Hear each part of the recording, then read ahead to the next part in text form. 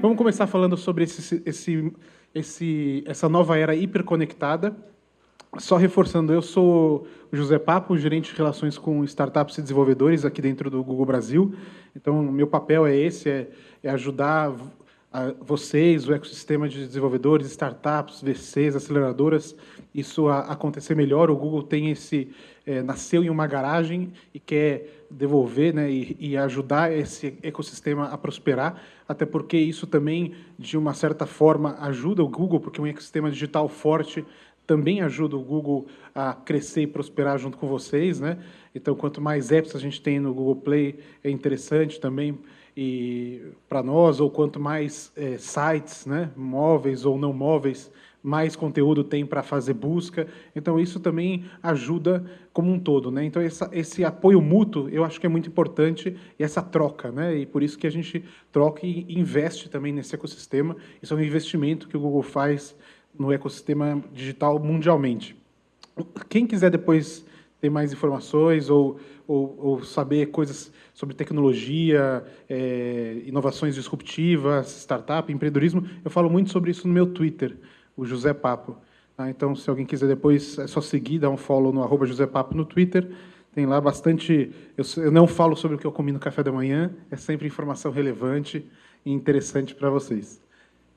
Bom, primeiro um panorama, tá? Que eu acho que é muito interessante, é um dado... Essa é uma pesquisa que o Google fez no Brasil, isso não é pesquisa mundial. O Google investiu numa pesquisa que a gente chama Think Insights, depois vocês podem até entrar nesse site, tem todos os detalhes. E uma das coisas interessantes que o Google foi buscar é sobre essa hiperconectividade, né? E a gente descobriu, né, que em torno de 48% da população brasileira já está online, né? Isso já é um dado relevante. Mas eu acho que o dado ainda mais forte é esse aqui. 74% dos brasileiros de 15 a 49 anos, né, pessoal de idade jovem e médio, né, estão online já. Quer dizer, é muito expressivo, é um número grande e é interessante que dá para crescer, né, porque são 48% e aqui faltam ainda 26%. Então, eu acho que mostra o potencial do poder das apps, das tecnologias, de você ter um negócio digital. O outro dado que também é extremamente relevante, que mostra o que é esse novo mundo, que a gente chama de mobile first, é a quantidade de pessoas no Brasil que só usam ou que só acessam a internet ou as mídias digitais só pelo celular, só pelo smartphone. 21% da população brasileira. Quer dizer, dessa população que acessa a internet, 21% dela só acessa através de um celular. Esse é um número impressionante, que mostra que, se você não pensar nisso, quer dizer, se você não pensar no seu site como um site responsivo, que funciona bem num celular que tem uma tela diferente, talvez você perca clientes. Ou, por exemplo, se você não pensar em fazer uma app no seu business, né, se você está pensando em fazer uma startup e não começar já diretamente pensando em mobile, provavelmente você está perdendo uma oportunidade muito grande aí. E esse número só tende a crescer. Além desse número, tem esse outro, que 72% dos usuários de smartphones acessam a internet todos os dias dos seus aparelhos. Quer dizer, mesmo quem acessa de outros meios, através de um desktop, por exemplo, a verdade é que uma boa parte do tempo essas pessoas estão acessando a internet também através dos seus celulares, através de apps e através do browser no celular. Mais um dado interessante, esse aqui é legal. 35%, por exemplo, dos usuários de celulares usam pelo menos um aplicativo antes de sair da cama. Quem faz isso? Acorda e já pega o celular, desesperada. Bastante gente aqui, deu para ver que tem, né? Eu também. Quem usa, 21% usam o aparelho deitados na cama. Quem faz isso? Deita e continua com o celular na cama. Né? Isso é uma coisa que a gente não para pensar. Mas se você parar para pensar, é um fenômeno novo e é um fenômeno impressionante. Quer dizer, realmente a gente está hiperconectado. A gente não deixa de ficar conectado em nenhum momento. Né? Eu sei de casos aí, tem amigos que eu falo até, calma, não faça isso, pelo amor de Deus, que dormem com o celular do lado, o cara ouve o barulhinho do e-mail chegando, o cara vai lá, 3 da manhã e quer atender, se ele está acordado. Né?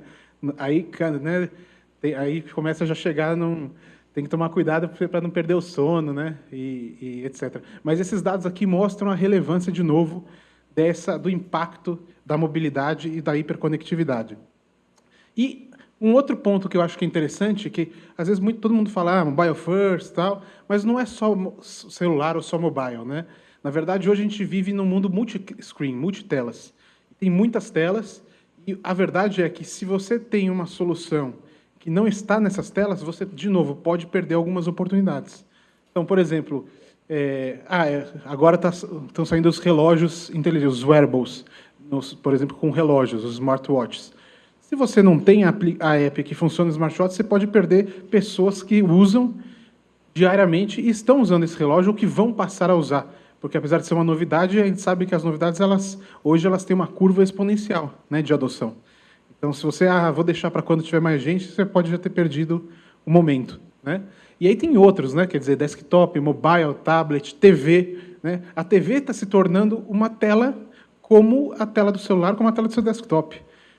Essa é uma mudança também radical na forma como a gente consome conteúdo e consome informação.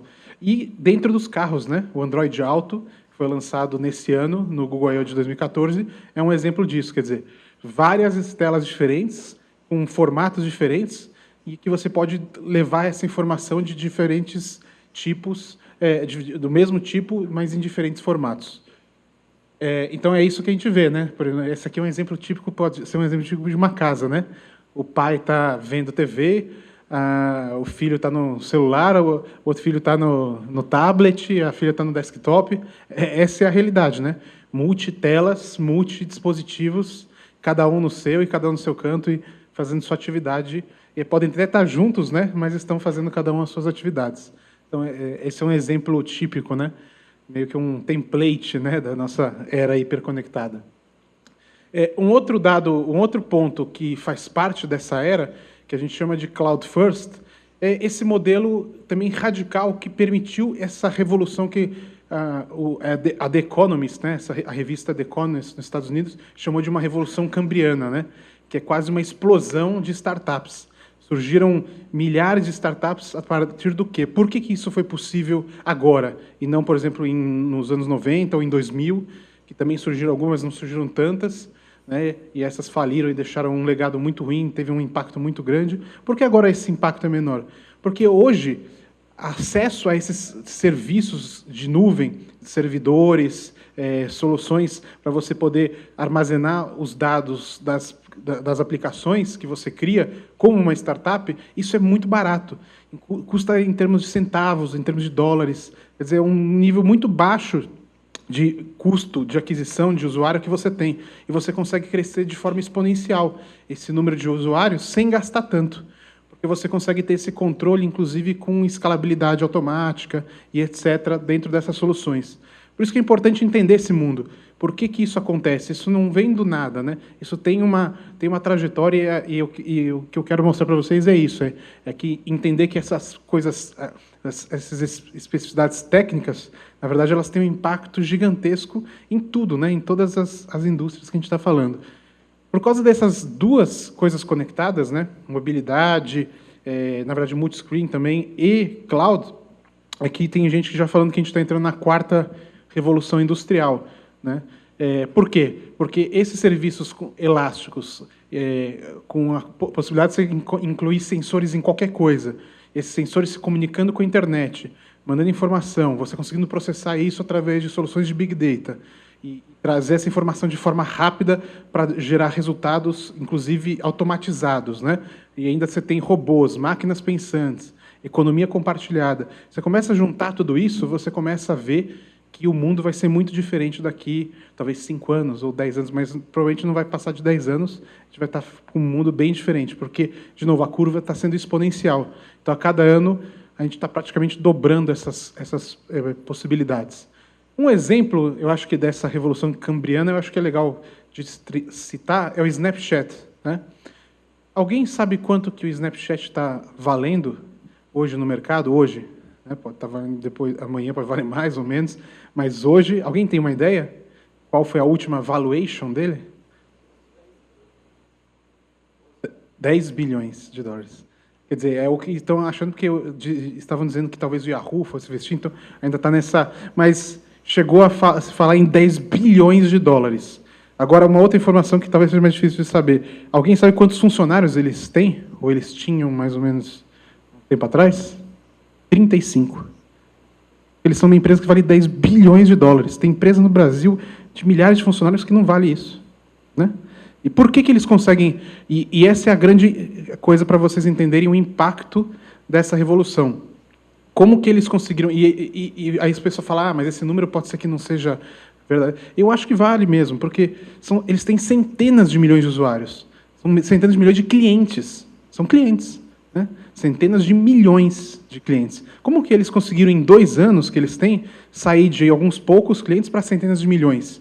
Exatamente por causa dessas duas tendências, né? A mobilidade, porque eles, com custo zero, eles podiam ir lá no Google Play e colocar a aplicação deles, a app, coloca lá, é de graça, eles não precisam pagar nada para o Google para colocar a aplicação, tem só uma unidade para você ser um developer, né, dentro da Google Play, mas é muito baixo o custo, e eles usam um serviço de nuvem, no caso, a nuvem do Google, mas eles usam um serviço de nuvem para escalar esse número. Então, eles gastam conforme o número de usuários que eles têm no momento. Se eles têm muito, eles gastam mais. Se eles têm poucos, eles gastam menos.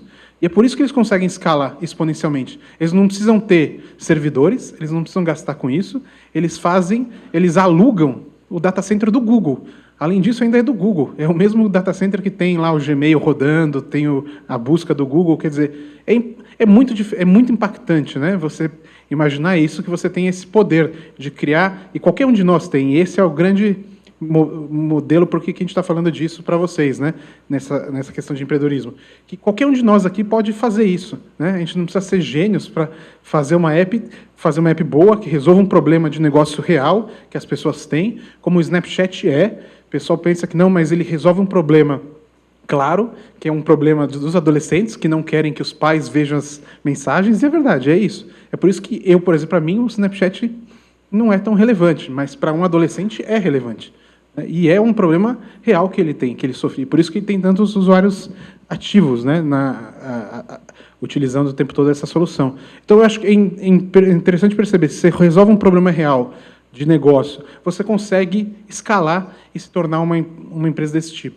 Eu recomendo, tem 2 livros que acabaram de sair mais um mês atrás, que eu recomendaria a quem tiver interesse em entender esse assunto a fundo. Um se chama Exponential Organizations, que são exatamente como você criar uma organização que não cresce linearmente, mas que cresce de forma exponencial, que nem o Snapchat, que cresceu 200 vezes em 2 anos, mais do que isso, talvez, sei lá, o número, milhares de vezes mais do que só um crescimento linear, como uma empresa tradicional que cresce 10%, 15% ao ano. Não, os caras cresceram 20 mil % ao ano, né? É um negócio absurdo. E um outro livro que é muito legal é How to Make a Billion Dollar App, né? Que parece livro de autoajuda, mas não é. Tá? É um livro muito bom, que ele analisa essas empresas que chegaram num valuation de $1 bilhão ou mais, e que são meras apps, né? Que você olha, é uma app, né? O cara nem tem site, ele tem uma app só, e eles valem mais de $1 bilhão. Como que eles chegaram a esse caminho que eles traçaram e como isso é impactante. Resumindo, é o que eu estou falando para vocês, tá? Mas vale a pena entrar nos detalhes, porque tem as dicas, né, de como fazer esse crescimento. Aqui tem outros exemplos, tá? Não vou entrar muito em detalhe, mas a Nest, que depois foi adquirida pelo Google, é um exemplo usando a internet das coisas, né? Eles têm um produto físico conectado à internet, e isso que deixa ele mais elegante, mais interessante para o usuário final. O Uber, que usa questões de economia compartilhada, né, para você poder conectar pessoas que precisam de transporte com pessoas que oferecem esse transporte, e o Airbnb. O Airbnb também, às vezes as pessoas não entendem, poxa, mas basicamente é um serviço que ajuda você a alugar um quarto de alguém, né, ou uma casa de alguém. Por que isso é tão impactante? Porque eles têm 1.000 funcionários, mais ou menos. Esse é o número de funcionários que o Airbnb tem, e hoje eles têm um número de aluguéis, né, ou de quartos usados por dia maior do que a maior rede de hotelaria do mundo. Tem mais de 50 mil funcionários. De novo, isso é uma organização exponencial. Esse é um dos exemplos que ele dá no livro Exponential Organizations. Quer dizer, como você consegue? Eles têm o mesmo número de quartos, eles estão fazendo o mesmo número de aluguéis que uma grande rede hoteleira, só que para ela expandir, ela tem que construir um hotel a mais. Eles, para expandir, não precisam de nada, eles precisam de só gastar um pouquinho mais na nuvem, né? que eles têm e talvez fazer alguma promoção a mais, etc. Quer dizer, é muito diferente a forma de expansão que eles têm, porque é informação, né? Eles estão com um produto pesadamente informatizado.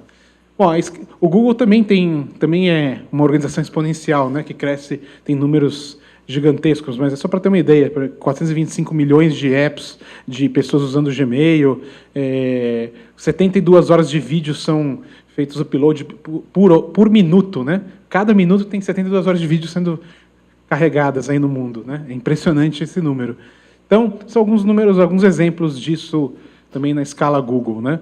E outros produtos aí, o Google Now, o Glass, o Driverless Car. Um exemplo legal, de novo, dessa revolução informatizada é o Driverless Car. Alguém já viu essa imagem aqui?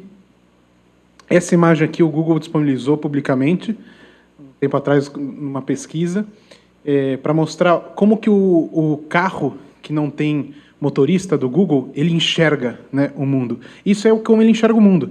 Não sei se vocês perceberam, mas ele vê as pessoas, ele vê as árvores, ele vê a rua, ele vê tudo. Ele sabe tudo o que está acontecendo em volta dele. Aí vocês falam, mas o que ele está fazendo, né? Ele tem um monte de sensores, e ele tem radares, né? Ele tem um radar em cima, inclusive. E ele tem outros sensores também, espalhados pelo carro. Sabe a quantidade de dados que ele coleta por segundo? 1 gigabyte por segundo de dados ele coleta, cada carro.